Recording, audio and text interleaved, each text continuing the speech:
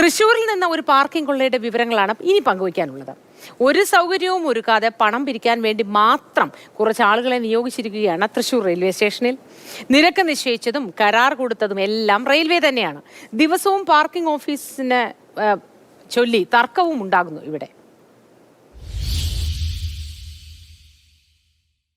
നമ്മുടെ നഗരങ്ങളിൽ പലയിടങ്ങളിലും പാർക്കിംഗ് കൊള്ളകളൊക്കെ നടക്കാറുണ്ട്. അങ്ങനെ കൊള്ള പൈസ പാർക്കിങ്ങിന് വാങ്ങുന്നത് പലപ്പോഴും പ്രൈവറ്റ് വ്യക്തികളായിരിക്കാം. പക്ഷേ തൃശ്ശൂരിൽ അത് നടത്തുന്നത് ഇന്ത്യൻ റെയിൽവേ ആണ്.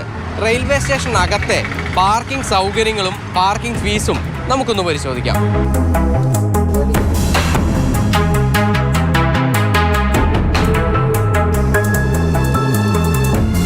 തൃശ്ശൂർ റെയിൽവേ സ്റ്റേഷനകത്ത് രണ്ട് തരം പാർക്കിംഗ് ഉണ്ട്. ഒന്ന് സാധാരണഗതിയിലുള്ള പാർക്കിംഗ്, അതുപോലെ തന്നെ പ്രീമിയം പാർക്കിങ്ങും ഉണ്ട്. രണ്ടിലെയും സൗകര്യങ്ങളും അതുപോലെ തന്നെ റേറ്റും നമുക്കൊന്ന് പരിശോധിക്കാം.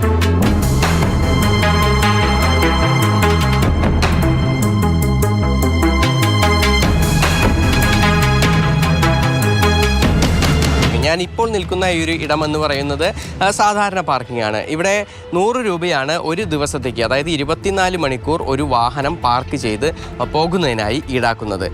ഇതിന് തൊട്ടടുത്ത് തന്നെയാണ് പ്രീമിയം പാർക്കിംഗ്. അവിടെ എത്തിയാലാണ് ശരിക്കും നമ്മൾ ഞെട്ടിപ്പോവുക.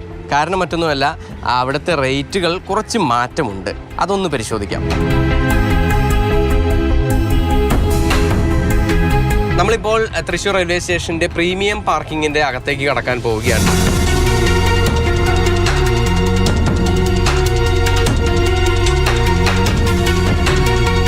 പ്രീമിയം കാർ പാർക്കിങ്ങിൻ്റെ പാർക്കിംഗ് ഫീ ആണ് ഈ കാണുന്നത്.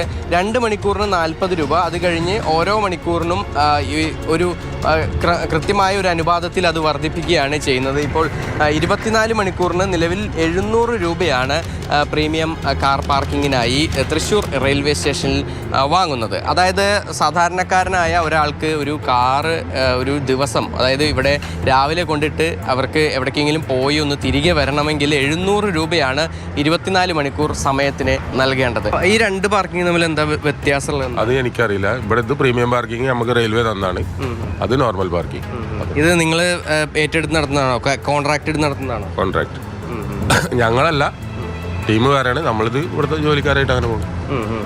ഇപ്പൊ നമ്മൾ വാങ്ങുന്നത് അതല്ല, 700 രൂപയാണ് ചാർജ്. ഇപ്പൊ എത്രയാ വാങ്ങുന്നത്?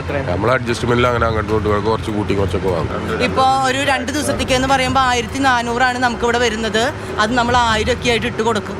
ഈ പ്രീമിയം പാർക്കിംഗ് ഉൾപ്പെടെയുള്ള പാർക്കിങ്ങുകൾക്കൊക്കെ സൗകര്യവും ഒരുക്കി നൽകേണ്ടത് റെയിൽവേയുടെ കൂടി ബാധ്യതയാണ്. പക്ഷേ അതേസമയം തന്നെ ഇവിടെ വണ്ടി പാർക്ക് ചെയ്യുന്ന വാഹനങ്ങൾക്ക് നല്ല വെള്ള കളർ അടിച്ചു കൊടുക്കുന്ന രീതിയുണ്ട്. കാരണം മറ്റൊന്നുമല്ല, ഈ പുറകിൽ കാണുന്ന മരങ്ങളൊക്കെ ഉണ്ട്. ആ മരങ്ങളിലൊക്കെ തന്നെ പക്ഷികൾ ഒരുപാട് കൂടുവെച്ച് അവയെല്ലാം തന്നെ കാഷ്ടിച്ച് വാഹനങ്ങൾക്ക് മുകളിലൊക്കെ അത്തരത്തിൽ വലിയ തോതിൽ ആ പക്ഷിക്കാഷ്ടമൊക്കെ ആകുന്നു. ഒരു വെയിലത്ത് വാഹനങ്ങൾ ഇട്ട് പോവുക, അതിന് 24 മണിക്കൂറിന് 700 രൂപ ഒക്കെ നൽകുക എന്നുള്ളതാണ് ഇവിടെ നടക്കുന്നൊരു സംഗതി എന്ന് പറയുന്നത്.